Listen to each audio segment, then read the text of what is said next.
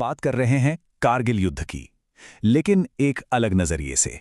ये कहानी सीधे जनरल वीवी मलिक के अनुभवों पर आधारित है, जो उस वक्त भारतीय सेना के प्रमुख थे और जिन्होंने इस पूरे युद्ध में देश को लीड किया।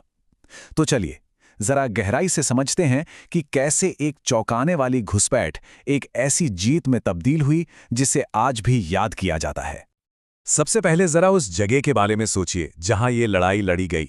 ये हैं कारगिल के पहाड़, दुनिया के सबसे मुश्किल और खतरनाक इलाकों में से एक। यहां सिर्फ दुश्मन से लड़ना ही चुनौती नहीं है, बल्कि हर एक सांस लेना भी अपने आप में एक जंग है।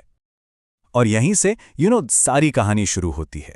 जैसा कि जनरल मलिक खुद कहते हैं, पाकिस्तानी सेना ने इसी मुश्किल इलाके का फायदा उठाया और एक ऐसी घुसपैठ की जिसने भारत को पूरी तरह से सरप्राइज कर दिया। ये एक ऐसा टैक्टिकल सरप्राइज था जिसकी किसी ने कल्पना भी नहीं की थी। तो सवाल ये उठता है कि ये सब हुआ कैसे, खासकर उस वक्त जब दोनों देशों के बीच शांति की बातें चल रही थीं। असल में ये घुसपैठ एक बहुत बड़ी शांति पहल के ठीक पीछे हो रही थी, जिसने इस धोखे को और भी ज्यादा गहरा बना दिया। इस टाइमलाइन को देखिए, ये अपने आप में पूरी कहानी बयां करती है। एक तरफ फरवरी 1999 में लाहौर में बस डिप्लोमेसी चल रही थी, शांति समझौते पर साइन हो रहे थे, और ठीक उसी वक्त पाकिस्तानी सैनिक चुपके से कारगिल में घुसपैठ कर रहे थे। मतलब सामने दोस्ती का हाथ और पीठ पीछे एक बहुत बड़ा धोखा। अच्छा, इस घुसपैठ को समझने के लिए LOC यानी लाइन ऑफ कंट्रोल को समझना जरूरी है। ये कोई पक्की इंटरनेशनल बाउंड्री नहीं है, बल्कि एक मिलिट्री कंट्रोल लाइन है। और इसकी यही स्थिति थोड़ी अस्पष्ट है, जिसका फायदा उठाया गया। और ये कोई छोटी मोटी घुसपैठ नहीं थी, ये पाकिस्तानी सेना के रेगुलर सैनिक थे जिन्हें जिहादी का चोला पहना दिया गया था, और उन्होंने LOC के करीब 160 किलोमीटर लंबे स्ट्रेच पर कई स्ट्रेटेजिक चोटियों पर अपना कब्जा जमा लिया था। तो इतने बड़े धोखे और स्ट्रेटेजिक झटके के जवाब में भारत ने जो किया वो भी अपने आप में कमाल था। ये लड़ाई सिर्फ जमीन पर नहीं लड़ी गई, ये एक 3 फ्रंट वॉर था। मतलब 3 अलग अलग मोर्चों पर एक साथ लड़ा गया युद्ध। भारत का जवाब पूरी तरह से कोऑर्डिनेटेड था। इंडियन आर्मी ने जमीन पर उन नामुमकिन सी लगने वाली चोटियों पर चढ़ाई की। इंडियन एयरफोर्स ने आसमान से ऑपरेशन सफेद सागर के जरिए दुश्मन की सप्लाई लाइन्स तोड़ दी, और तो और इंडियन नेवी ने अरब सागर में अपनी पोजीशन लेकर पाकिस्तान पर एक अलग ही तरह का स्ट्रेटेजिक प्रेशर बना दिया। इस पूरे ऑपरेशन का स्केल कितना बड़ा था, इसका अंदाजा आप इस एक नंबर से लगा सकते हैं। 19,000 टन इतना गोला बारूद और सामान सैनिकों तक पहुंचाया गया, और वो भी ज्यादातर उस खतरनाक जोजिला पास के रास्ते। ये अपने आप में एक बहुत बड़ी लॉजिस्टिकल जीत थी।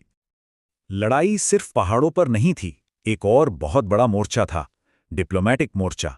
भारत ने एक बहुत ही सूझबूझ वाला फैसला लिया कि कुछ भी हो जाए हम LOC पार नहीं करेंगे, और इसी संयम ने भारत के लिए दुनिया भर का सपोर्ट जुटाया।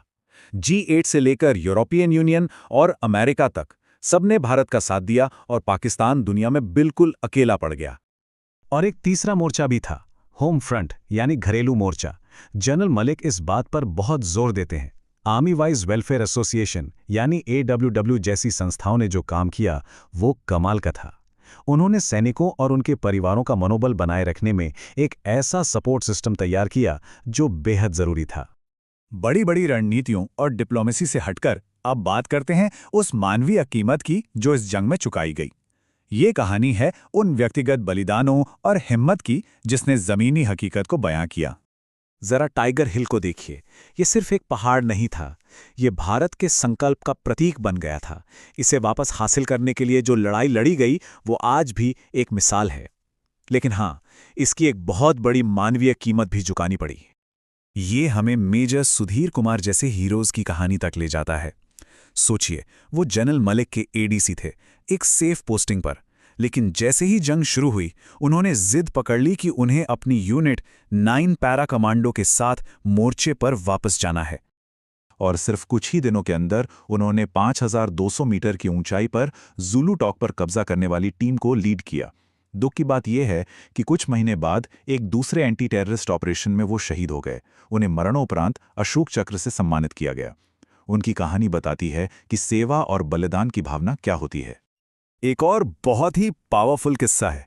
जब प्रधानमंत्री एक हॉस्पिटल में एक बुरी तरह घायल सैनिक से मिले तो सैनिक ने अपने दर्द की बात नहीं की। पता है उसने क्या कहा? उसने कहा, सर, हमें हल्के हथियार दिलवा दीजिए ताकि मेरे साथी इन पहाड़ों पर और आसानी से लड़ सकें। ये बात उनके जज्बे और उस वक्त के इक्विपमेंट की चुनौतियों दोनों को एक साथ दिखाती है। तो अब आते हैं आखिरी हिस्से पर, युद्ध का अंत कैसे हुआ और उससे हमें क्या बड़े और जरूरी सबक मिले। जुलाई 1999 आते आते तस्वीर बिल्कुल साफ हो चुकी थी। जमीन पर लगातार हार और दुनिया भर से पड़ रहे दबाव के आगे पाकिस्तान को झुकना पड़ा और अपनी सेना वापस बुलानी पड़ी। भारत ने एलओसी की पवित्रता बनाए रखने का अपना पॉलिटिकल ऑब्जेक्टिव हासिल कर लिया था। ये एक साफ सुथरी जीत थी। लेकिन इस जीत के पीछे एक कड़वा सच भी था। जब एक रिपोर्टर ने जनरल मलिक से हथियारों की कमी के बारे में पूछा तो उनका जवाब बिल्कुल सीधा और खरा था। We shall fight with whatever we have, मतलब हमारे पास जो कुछ भी है हम उसी से लड़ेंगे। ये एक लाइन इंडियन आर्मी के जज्बे और उस वक्त की कमियों दोनों की प्रतीक बन गई। और इस युद्ध ने कई बहुत ज़रूरी सबक सिखाए। ये साफ हो गया कि हमारे इंटेलिजेंस सिस्टम को पूरी तरह से बदलने की ज़रूरत है। सेना को मॉडर्न हथियारों और इक्विपमेंट की सख्त ज़रूरत है। सिविल और मिलिट्री लीडरशिप के बीच बेहतर तालमेल होना चाहिए।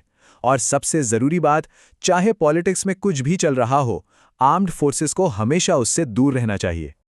तो कुल मिलाकर कारगिल हिम्मत और संकल्प की एक शानदार जीत थी। लेकिन यह अपने पीछे एक बड़ा सवाल भी छोड़ गई, और यह सवाल सिर्फ भारत के लिए नहीं बल्कि हर देश के लिए है कि क्या कोई भी देश अगले बड़े स्ट्रेटेजिक सरप्राइज के लिए कभी पूरी तरह से तैयार हो सकता है। ये एक ऐसा सवाल है जो आज भी उतना ही मौजूद है।